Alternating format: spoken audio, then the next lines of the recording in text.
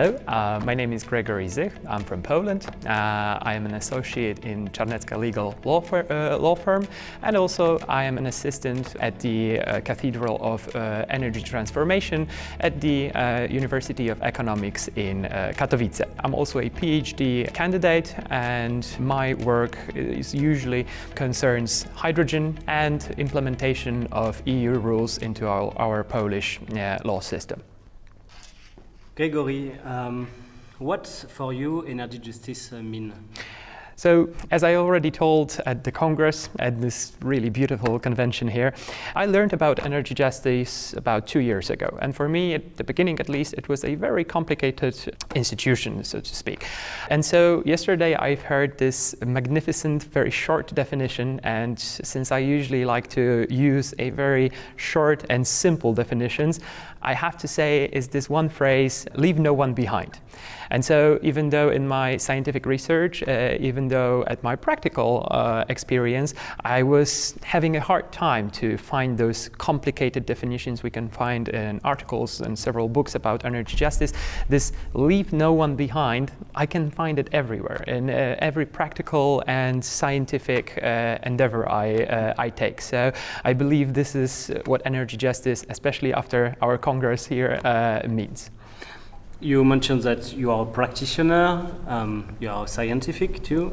Could you give us some example of subject research that raise energy justice issue?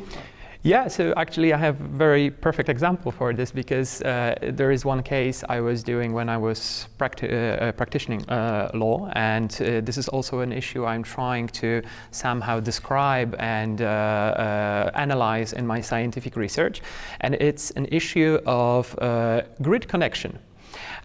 While I was analyzing our law system in Poland, while I was trying to analyze the law system in Europe, I found out that there are some inequalities coming from the top in terms of a simple grid connection, which is important for every household, but also businesses, etc., etc. And so I was trying to, and I actually wrote an article about it, I was trying to somehow get to our lawmaker and show him that, well, currently the energy justice is not really represented well in our law system, because unfortunately the law as it is, it doesn't treat equally different types of entities on Polish energy market. So you can see, for example, that some energy companies are treated better at the level of our law than, for example, some natural persons or some small business entities. So this is, I think, one of the most practical situations in which I found the lack of energy justice,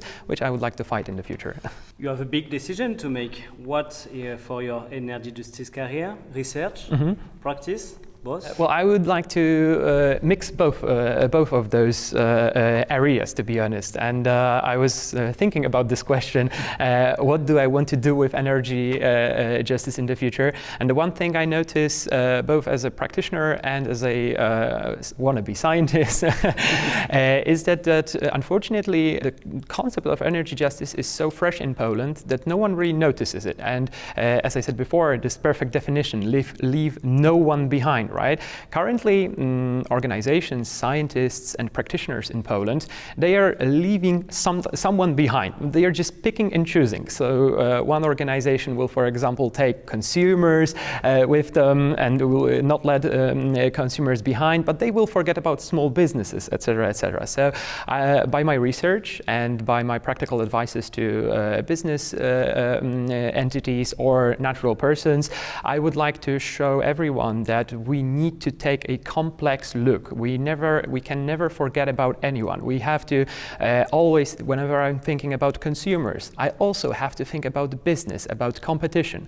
Whenever I'm thinking about a big state-owned companies, I have to still think about all the other entities which are in the energy market, because as I heard many times at this Congress, we are all in the same boat. The world is round, and so there is this circle, we are all in it. So I would like to apply it, show it to our lawmakers, but also show it to everyone in the energy market that we have to think about everything. Science and practice. Thank Exactly. you a lot.